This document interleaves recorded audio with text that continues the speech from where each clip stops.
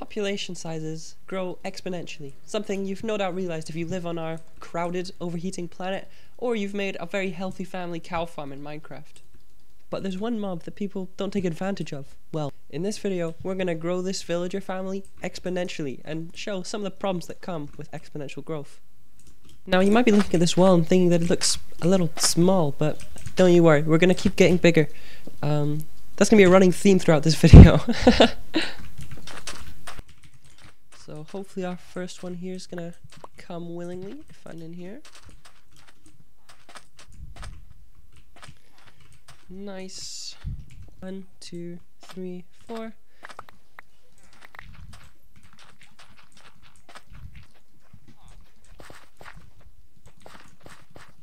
But now that I've hopefully got them productive, once this stuff starts to grow, I better build them a little nice home so that they can rear their first child. Whoa. Is this the birth of the first child? It could be. I think they have enough food and there's 3 beds.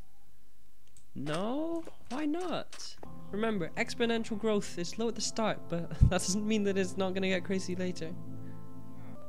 I am so confused at this. Theoretically, in developing nations, the birth rates are actually much higher than replacement rate. It would be nice if you considered growing exponentially. Okay, now I'm going to start on some larger houses over this way, so that maybe they'll finally have a baby. And this should be it.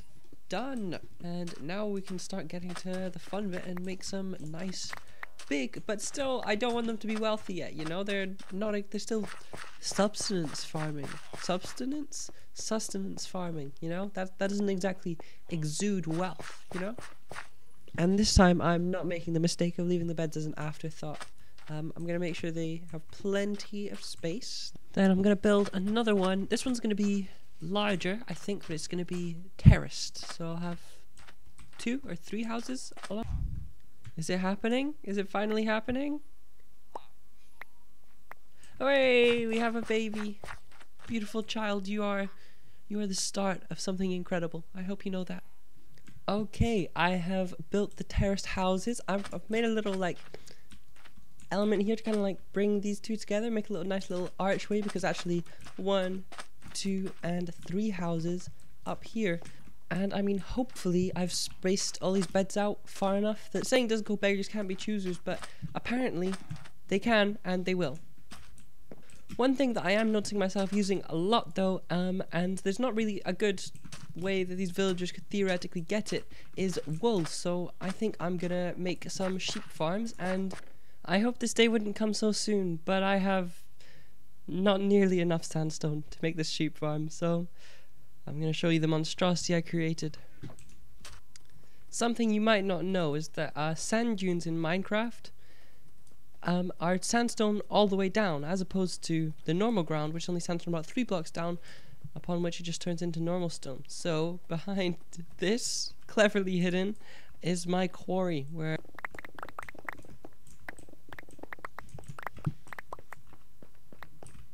that should be enough for a while. Wonderful. You know, when you think about it, a lot of Minecraft is built upon exponential growth. Even the way that this grass is going to spread will be exponential, because, I mean, 1 grass can spread to, what, 6 grass, which can spread to more than 6 grass. Either way, it's exponential, even if I can't do maths.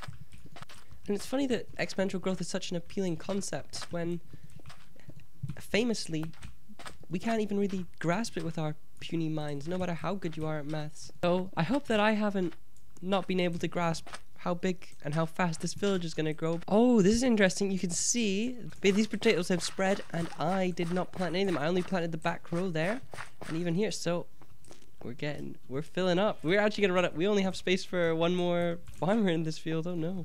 I think it'll be most sensible to keep most of the farming kind of in this same place over here. But expand it to keep it near the houses, because right now it's not a problem, but eventually caught in the act, but eventually the commute is probably going to be a bit of a problem, so I'll need to make sure we have proper infrastructure and walkable neighborhoods. One thing I didn't realize when starting this was quite how much dirt it was going to use. Like, you know, Like a lot of desert states, this is turning into a heavily import-based society. 3 years later. And now I just need to go through the tedious process of hoeing it all and making sure it's all good farmland. Are they gonna do it?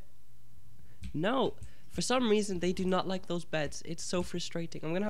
I was just perusing the Minecraft.wiki, and apparently for villagers to breed, the beds need to have at least 2 empty blocks above the head. That might be our problem, so let's raise the ceilings. Raise the roof, if you know what I mean. Though I'm saying that, it's actually structurally going to be a lot easier to lower the floors. If I mine up into the ceiling, then you'll notice that there's a house up there. Quicker than I could even start recording it, there are new babies, so I think that these high ceilings work. It also looks kind of fancy in here, don't you think?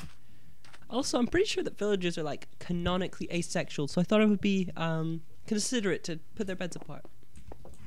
So, since these villagers seem to be a little bit too dumb to be able to sleep in these houses, I think I'm gonna have to make just the most mass-produced suburban-looking homes, perhaps in the entire game.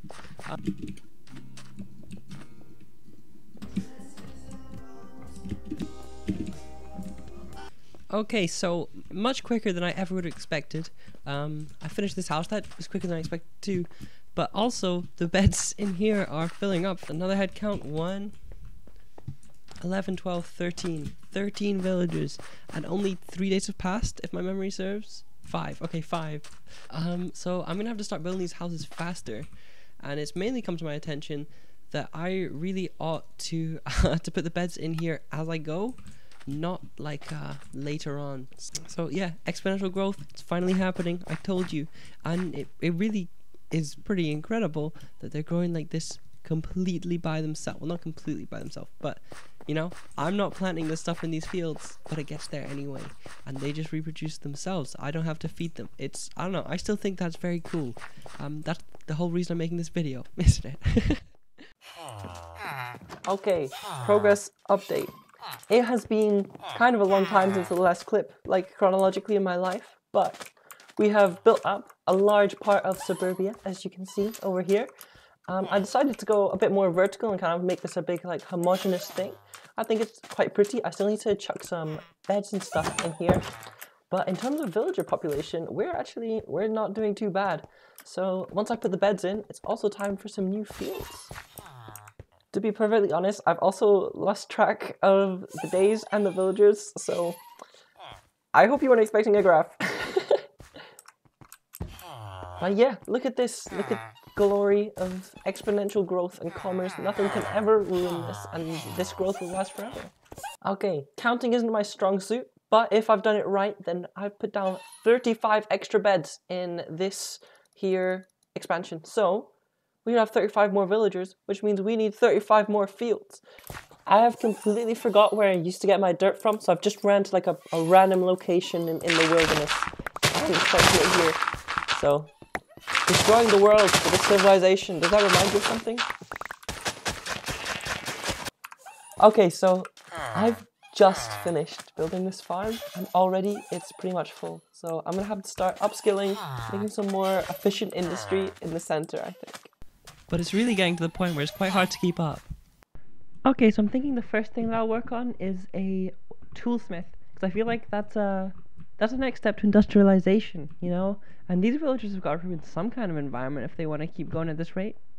So obviously I'm not going to leave it anything like this, but I'm thinking this is kind of the vibe. I'll probably have like a forge looking thing here, and then the anvil here where they can like, I don't know, where they like smack the swords. Is that what weaponsmiths do? I have no idea really.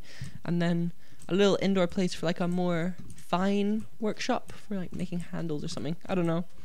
I started making a big ugly chimney at the top, but I feel like it's big and ugly, so I actually don't like it very much. A small building tip for you: if you have sandstone stairs and you put them upside down, it actually has like the cobbled texture on it, which is the only way to get this up on the top of the block. Around the anvil as well, we got some of that, and along the footpath to the door, and just adds a little bit of lived-in-ness. But yeah, I'm happy enough with this. I would have liked to have some copper ore, but I don't have any, so maybe if I get some I'll put it around here, because I feel like they'd be in the Copper Age, not like the Iron Age yet, although we'll just ignore that. Next, I'm going to work on a leather worker, just because I feel like a weaponsmith and an armor smith are just going to be really, really similar to this building, and I don't feel like doing it again straight away. Sadly, I lost the actual audio for this clip, but you can see in the background there's a little butcher. It has a cool little cellar in the back with some meat and a nice counter. This here is the non-secular village hall that I made. You can see it uses an arcade design, which is where it's taller in the middle, but like off to the side it's not tall. That kind of gives a nice sense of space, and it also means you can have a speaker in the middle, and it seems very grand, but it keeps the cost down. It's also just a practical design for a village hall. A lot of churches follow this if you look about next time you're in one. After this village hall, the thing I decided to build was a well in the middle. So the first thing I need to make sure to do for this well is that the villagers don't fall down it. So I've got some fences, and oh my goodness, there are a lot of villagers. It's been a while since I did a population count. It ain't exactly round, I'm not gonna lie. I think 3x3 will be a good size, and then not too much to excavate either. I'm also tempted to do something kind of piston-y with this, like maybe a slime block elevator to go up and down, so I should start excavating so that it's deep enough to warrant that. Ideal. I think that's deep enough for now. I think it's best to put the piston machine in if I'm gonna do that, so that I know what I want to build up here to house it. I think if it's a piston machine, it might end up being something pretty industrial looking. This is the first one to breach containment. I'm sorry, friend. I'm reasonably sure that with these items in my hotbar, I can make a vertical flying machine. Okay, theoretically, this piston should engine. Wonderful! Alright, it ain't exactly pretty yet, but this should be my ticket out of here. Flying machines are so cool. Oh, that isn't gonna stop me. Oh no, I didn't pick. Alright, this is gonna be some pretty crazy on the fly crafting. Can I see. Alright, if I can make that chest, then I can stop it.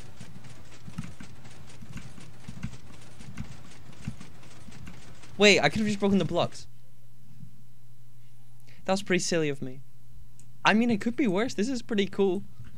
Wow. There's a lot more field than village. I didn't really realize. And it's full. The fields is full. How am I getting down from here? Okay, we just gotta do it. We just gotta do it. No fear. No fear. I'm not scared. You are scared.